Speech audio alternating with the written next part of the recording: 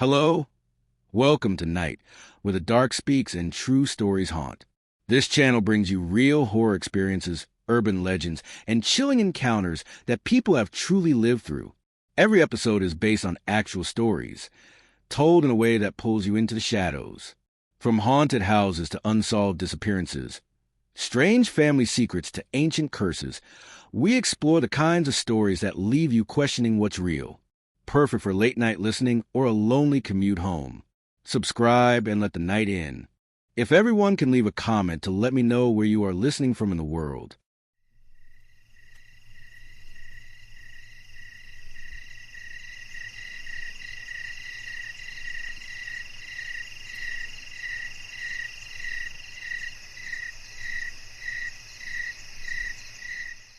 Story title: Don't disturb those who rest in the catacombs.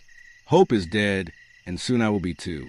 I'm not getting out of here alive, at least, but maybe my words will escape. The only place I know where to start at this point is the beginning, long before I was trapped in this god-forsaken subterranean hell. Before any of us would have found it acceptable to sneak into the Parisian catacombs. Our story needs context to make any sense. My neighbor, Gabriel, also happens to be my lifelong best friend. I met Gabriel when I was 8 years old. That's when his family moved to the neighborhood. I remember the first day because his dad threw him over his shoulder and climbed a ladder to the top of the barn behind his house. Gabriel was kicking and screaming the whole way up. All I could do was watch, frozen in horror, and watch from my backyard. Later, his dad said it was to get a lay of the land. Even then, I wasn't stupid. I knew he was just exploiting Gabriel's fear of heights. I saw the joy in his eyes as his son screamed in terror. My first impression of him has stuck with me until this day. I felt bad for him and introduced myself. We have been friends since. Tom lived down the street. He was the cool guy in the neighborhood because he was heavy into BMX. Every day, he would ride his bike into the woods with a shovel across his handlebars. I got my first BMX bike when I was 9 and immediately joined him. Most of our days were spent digging holes and building jumps. Once Gabriel started helping, we began to make some progress. Emma lived across the street. Early on, we had the shameful misconception that girls couldn't hang with the boys. Time after time, she would prove us wrong. She forced herself into our crew by testing out the new jumps we built in the woods. She was fearless on a bike, and honestly, Emma had more balls than all of us. The respect we have for Emma was well earned. One winter, when we were in 8th grade, there was blizzard that left the roads in disarray. Snow was piled nearly waist-high. School was canceled. The lot of us decided to spend the day at my house. Most of the day was spent playing video games. By evening, we began to complain to my dad that we were bored. Bored? You're bored? You can't be bored, you're kids. We continued our protest of boredom until my dad finally gave in. He began rummaging through old boxes that were stored in the basement and asked for a few minutes to get something set up. After about 15 minutes, my dad called us all back down to the basement. There, he had a Ouija board set up on the poker table with 4 chairs. The curtains were drawn, overhead lights were turned off, and candles were burning. He explained how the board works and that we could communicate with the dead. The rules he provided us are as follows. 1. Keep our hands on the planchette at all times. 2. Be respectful with your questions. 3. Always say goodbye before closing the board. At the end of the warning, he added that if the planchette is not moving, we could ask for other signs. Gabriel was a bit hesitant. He was raised Roman Catholic. You know the type. Goes to church every Sunday. The guy will actually say a prayer for your mother if you ask. My dad tried to put him at ease and said, "You'll be fine as long as you follow the rules." With that, my dad told us to have fun and went upstairs. We all gathered around the board. We placed our fingertips on the planchette. None of us were sure where to start. I hate uncomfortable silences. Abruptly, I started with, "Hello, is anyone there?" I noticed Gabriel was getting increasingly nervous. We all remained fixated on the board. The planchette was shaking, but not really moving. We all began to accuse each other of moving the planchette. This continued for a few minutes, but we were laughing and having fun with it. Tom decided to try and summon Timothy McVeigh, the Oklahoma bomber. I don't think he actually wanted to connect with him, but that was the only person we knew who had died recently. The planchette still wasn't really moving. This went on for another minute or so. Sensing Emma's boredom, I tried saying, "If there are any spirits here, show us a sign." This was immediately followed by a bang on one of the windows. We all screamed but kept our hands in place, per my father's rules. Gabriel, Tom, and I were shaking in fear. Emma looked around with skeptical eyes. I pressed on and asked for another sign. Again, something slammed into the window, against my father's direction. Emma got up from the table and ran to the window, pulling back the curtains to see what was outside. There was nothing there. This was all the evidence she needed for fear to take over. She hurried back to the board, replaced her fingers, and quickly ended the seance. We looked around, eyes wide in panic, and all ran upstairs in frenzy. Once upstairs, we told my dad everything. I sold Emma out and told my dad that she had violated his rules by breaking the circle. My dad said, "Oh, you shouldn't have done that. Did you at least say goodbye?" We all nodded in unison, and he replied with a smirk, "Oh, you'll be fine." It put us all at ease when he finally revealed the whole thing was a big hoax, planned, staged, and executed by him. He showed us the rope that was tied to one of my mother's heavy velvet nightgowns. While we were downstairs conducting the seance, my father was upstairs listening to us through the vents. When we asked for a sign, he gave us one. He did this by swinging the nightgown out of the window. After it made contact with the basement window, he retrieved it quickly, went back to listening, and repeated his routine. My father was funny like that. He loved to pull pranks. He knew exactly how we would react. This prank gave us a good scare and is actually the spark of our interest in all things creepy. Though, I can't put the blame on him for our current misfortune. As seniors in high school, we were afforded the opportunity to travel abroad. Our school, despite being small, has a great cultural program. If you studied a foreign language all 4 years, they take you to that country. It really is an incredible opportunity. Not to mention, they let us drink on this trip because of the lower drinking age requirements in Europe. As freshmen, our crew enrolled in French. This trip brought us to Paris. This week, we got to see the Eiffel Tower, the Louvre, Notre Dame, the Arc de Triomphe, the Pantheon, and a few other cultural sites. Our absolute favorite was touring the Parisian catacombs. We traveled through the caves on a guided tour one day before we were set to leave Paris. Unfortunately, we decided that we wanted to see more than what the guided tour offered. Last year, the older kids told us the chaperones liked to get a little drunk on the last night of the trip. We figured it would be easy to sneak out of the hotel and get back into the catacombs. This would prove to be our fatal mistake. One by one, we slipped past the tipsy teachers drinking at the hotel bar. Eventually, we all met up around the corner and headed back to entrance of the cave we had toured earlier. While making our way there, Gabriel expressed his concerns, always a cautious one. I wish we had listened and taken heed to some of that caution. For once, Tom reassured him that we weren't going to get arrested. He repeated, again and again, we were minors from America. No one would get hurt or find out. We were fine. Apparently, that was enough reassurance for Gabriel. The gate leading to the entrance was locked. We anticipated this. It was no trouble scaling the 6-foot stone wall directly next to the gate. While on the tour, we also scoped out several offshoots that we wanted to explore. The catacombs feel much different at night, and in the absence of adult supervision. It was as if 5 million souls emanate through the limestone walls. It was dark and dreary, exactly what we were looking for on our eerie adventure. We used our cell phone lights to navigate the morbid tunnel system. We went deeper and deeper through the narrow subterranean passages. It's quite apparent why these parts of the catacombs were not shown to the public. They were not well maintained, nor were they sanitary. We descended further, weaving our way through the tight caves. Some of the lower parts of the catacombs were flooded. We had to trudge through ankle-deep water. Passages became so narrow that we had to shuffle sideways against damp walls. Finally, we came to an open cavern that connected 3 passages. In the center of the cavern was an altar. Emma announced to the group that she had a surprise for us. from her backpack. She withdrew the Ouija board, grinning, and placed it on the altar. Gabriel protested immediately. Emma assured us that nothing would happen. She reminded us that my dad wasn't here to prank us. It would just make for a great story. Tom agreed. Gabriel wasn't having it. He decided to leave. Part of me wanted to go with my best friend, but my curiosity got the best of me, and I was pulled to stay and try to make a connection with the dead. After all, if the Ouija board were going to work, it would be in a place like this. Emma asked Gabriel to wait outside of the hotel for us. She said we would follow shortly and be only minutes behind him. Gabriel agreed and left. We began the seance. Emma placed a few candles around the board. We turned off our cell phone lights, and the three of us placed our hands on the planchette. We attempted to convene with the dead. Emma started with the standard questions. Are there any spirits present?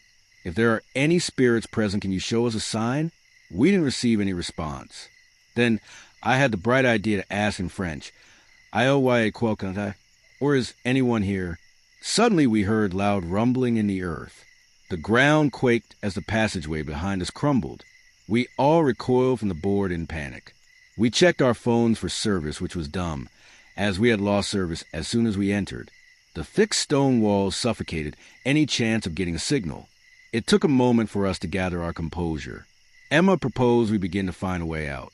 Tom wanted to stay put and wait for help. I made the grim observation that no one knows that we are down here except for Gabriel. What if he got caught in the collapse? My heart ached at this thought. Emma stressed to us that we needed to try to find a way out.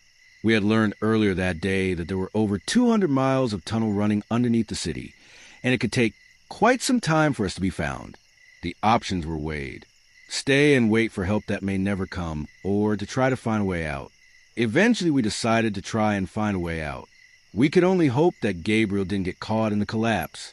Of the two remaining passages, we started with the one on our left and planned to track any turns we might take. This was to avoid getting lost as we tried to work our way back to the entrance. We also took the candles to preserve our cell phone batteries. We left the Ouija board behind. This passage was narrow, but it wide enough that we didn't have to shuffle sideways. My broad shoulders brushed against both side walls. Tom stood at 6 feet 4 inches and had to walk with a bit of a hunch, but Emma was able to move freely. She took the lead. We each held a candle. Wax was dripping and rolling over our nervous hands. The candlelight only allowed for us to see a few feet ahead. There was only the sound of our shaky footsteps and panicked breathing, taking in stagnant, musky air. We walked for about 15 minutes before we came to another opening which forked off in two directions. The passage to our left was narrow like the one we had just emerged from, but it was half filled with loose bones. There was only about a 3-foot gap between the bones and the ceiling. The passage to our right was wider, but seemed to be leading deeper into the catacombs. We all looked at each other. It was pretty obvious we didn't want to crawl over bones, so we went right. We followed Emma's lead and continued. None of us wanted to talk about what had happened with the Ouija board or what may have happened to Gabriel.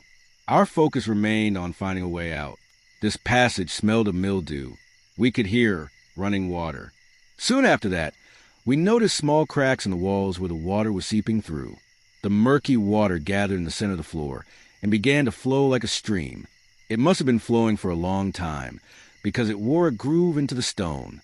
This confirmed that we were indeed descending further down. Our feet had just begun to dry from when we entered. We waddled with our feet pressed up against the walls to avoid getting them more wet. This passage was different from the ones previously. It was windy and curvy in comparison to the straight ridge walls of the others.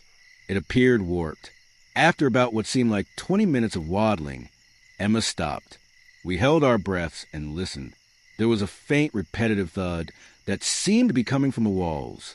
It was not an eerie or ominous sound. "What is that?" I asked, but we weren't sure, so we proceeded with caution. The further we went, the louder it got. Then Emma stopped again and turned to us with hope in her eyes. "It's music." Tom asked why would there be music down here. Emma explained. "There's an underground rave scene that sneaks down here to party." "Let's go," I exclaimed. We hurried, waddling faster toward our salvation. The sound of the bass reverberating through the rocks was getting louder. loud enough that we could tell it was indeed some type of Euro techno music. I was never a fan of that type of stuff, but in those moments, it was like a symphony in my ears. However, our hopes were quickly diminished. There before us was a wall. A terracotta pipe sat at the base of the floor where the water flowed through. It was far too small for any of us to squeeze through, but we could see multicolored lights shining through the pipe. We screamed for help in English. Then we screamed for help in French. Quickly we realized our screams were in vain. We turned back. Emma stated, "If we could get back to the rave chamber, we can find a way out." The candle was starting to burn my fingers. I checked my phone, 1:30 a.m., 79% battery life. I was proud of myself for charging my phone before we left. I asked the group how much juice you got. Tom had 70%, and Emma was down to 39%. I chucked the last inch of the candle. Tom did the same. Our steps had purpose. We moved with urgency. It took us 20 minutes to reach that dead end, but only 10 minutes make it back to the fork. Emma motioned to the passage that was stacked with bones. Tom and I wanted to go back and try the other passage connected to the main chamber. However, Emma's response made sense. That other passage leads in the opposite direction. If we get past these bones, it might take us to where we need to be. Tom and I reluctantly agreed to follow her. I let Emma use my phone so she could save the battery on hers. Again, Emma led the way. I followed her, and Tom followed behind me. We army crawled over centuries, old bones. The light from my phone, which Emma carried in one hand, wasn't doing much. We crawled in darkness, trying to stay close to Emma. The sound of bones knocking against one another and crunching beneath the weight of our bodies was unsettling. Even more so, the putrid stench seeped up as the bones shifted and cracked. It was enough to make me gag and tears well up in my eyes. Despite my intense discomfort, I wasn't going to let Emma get too far ahead with the little light we had. We crawled and crawled, then we crawled some more. The fractured bones dug into my flesh, causing scratches all over my arms, torso, and legs. At times it felt as if I were sinking into that bone pile. This was hell. Not only was it horrifying, but also physically exhausting. I was dripping sweat. The sweat rolled down my forehead and stung as it dripped into my eyes. It felt like we were crawling for hours, but in reality, it was probably 30 minutes. Finally, Emma announced there's an opening ahead. Thank God. I pronounced. Once we reached the opening, I rolled a stack of bones and into the room where Emma was now standing. She let out a deep breath and looked at me with a smile. However, her smile was short-lived. "Where's Tom?" She asked me. I turned around and said, He was right behind me. So we called out to him, "Tom? Tom, where are you?" We received no response. We shined the light to illuminate the bone-filled passage and called out to him once again. Still no response. Fear set in. Pure, overwhelming fear rocked me to my core. Emma said, "He must have turned back." I tried to think back to the last time that I heard his movements, but couldn't remember.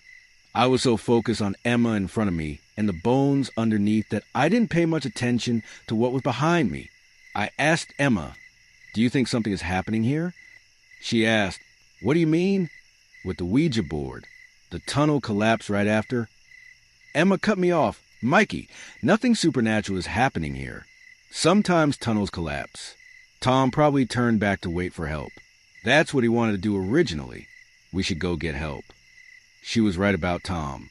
I wasn't thinking rationally, but I snapped at her. I'm not leaving him down here alone. Plus, this passage doesn't head toward the rave. Emma looked toward the passage with a longing in her eyes and said, "I'll come back with help." I'll be honest.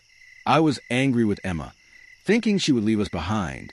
I knew I couldn't stop her, never could talk her out of anything once she made up her mind. She was very much a Taurus in that way, brave but stubborn. We switched phones, embraced each other, and went our separate ways. I watched her go off on her own as I prepared myself for the crawl back.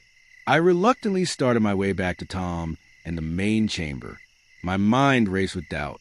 I should have gone with Emma, but I couldn't in good conscience leave Tom down here alone. I pressed on, but my doubt grew deeper as the sharp edges of the bones tore into my skin. That sinking feeling began again, the feeling of being consumed by the bone pile. It felt like I was fighting for my life. I crawled faster and harder, embracing the pain. Once again, there was a sound of bones crunching and cracking below me. The foul smell filled my nostrils. At least this time I held the light. There was still 60% battery left on my phone, which I equated to about 3 hours of light. Finally, I made it back across the bone pile. This time the scratches that had covered my body were open wounds. I wondered what types of infections I would end up with. Finding Tom was a more pressing matter at this point. Originally, I couldn't stomach the idea of leaving him here alone. Now, I started to feel very alone myself.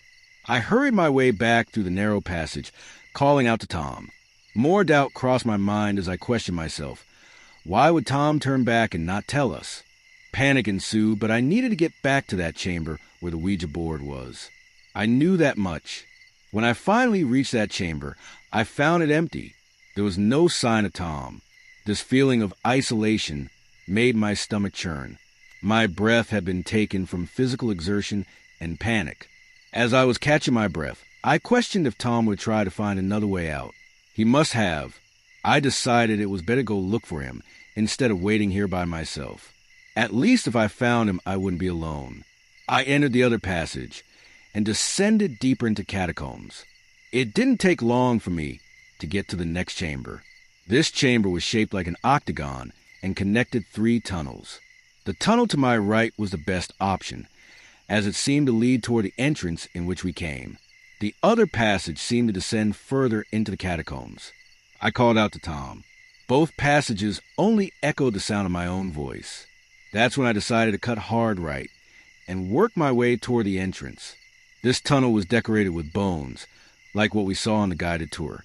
The walls were lined with neatly stacked femurs, tibias, and fibulas with rows of skulls capping the pile. This gave me hope that I was heading in the right direction. After about 5 minutes, I stopped dead in my tracks when I saw Gabriel's hat. It was just sitting there placed atop of one of the skulls. Maybe he got turned around down here and was using it as a marker, so I called out to him. However, my pleading calls went unanswered. I continued. Shortly after, the tunnel ended in what looked like a recent collapse. My blood pumped cold, and every hair on my body was raised. How is any of this possible? Is something supernatural going on down here? Are my friends still alive? Am I going to die like this? These are the questions that flooded my mind. Despair drove me to return to main chamber to consult with the board. Desperate to communicate with anyone or anything, I rushed toward what I thought could possibly be my salvation. I once described the limestone walls as emanating the feeling of 5 million souls, but now it felt like I had their attention, as if I were in the narrowest stadium with millions of souls watching my every move, cheering me onward toward failure. Back in the main chamber, I went to the altar where the Ouija board sat. I placed my fingertips on the planchette and asked in French, "Were my friends?" The planchette remained still, so I pleaded with the board, "S'il vous plaît, aidez-moi. Please help me." The room remained cold and unaffected. I begged for a sign, for anything. My pleadings were only met with further silence. The feeling of solitude vanquished me. Still, I didn't give up. There was one last passageway that I hadn't explored. Gabriel and Tom must have gone that way. Maybe that would lead to the rave room. Maybe I would find them. There was also the bone pile, but at this point I would rather die than crawl over those bones again. So I set off one last time to try and make my escape. I went back towards where I found Gabriel's hat. In the octagon room, I went down the passage to the left, the last remaining option. This was the most narrow of all the tunnels. It seemed to get smaller the further I went. For quite some time, I walked until I came to a partial collapse in the tunnel. There was still an opening. It was only about 18 inches high. I could see a faint light at the end. This faint light gave me the little bit of hope I needed. It was very narrow. I positioned myself on the floor, both arms overhead with my phone in hand. I then pushed with my toes and slid my body along. Every movement I made was agony as my open wounds scraped along the raw, gravelly ground. When I stopped to take breaks, I could feel my back press against the top wall as I inhaled. For minutes at a time, I would pause to rest like this and wondered how I would back out if it got too tight. I went on, edging and grinding toward the light at the end of this tunnel. The further I crawled, the tighter it felt. The rocks started pressing on me from all sides. I fought to make it through to the other side and into the light. Eventually, I hit a point where I couldn't move forward. I couldn't move backward. That's where I currently am, wedged in a partially collapsed tunnel hundreds of feet below the city. Every breath I take leaves me with less space. It's as if the catacombs themselves are slowly squeezing the life from me. The faint light that I saw is no longer there, and I only have 10% battery left on my phone. I'm using the remaining battery to tell my story via voice to text. My hopes of survival are gone. Soon, I will be left in absolute darkness. Maybe that's when the catacombs take you. Even tough I have accepted my fate, I still have hope. I hope Emma made out alive, although I doubt it. After all, she's the one who brought the Ouija board down here in the first place. Still, her fate remains unknown. I don't think Tom or Gabriel made it out of here. Neither of them would have fit down this passage, and there was nowhere else for them to go. My fear is that the catacombs have taken them, picked us off one by one.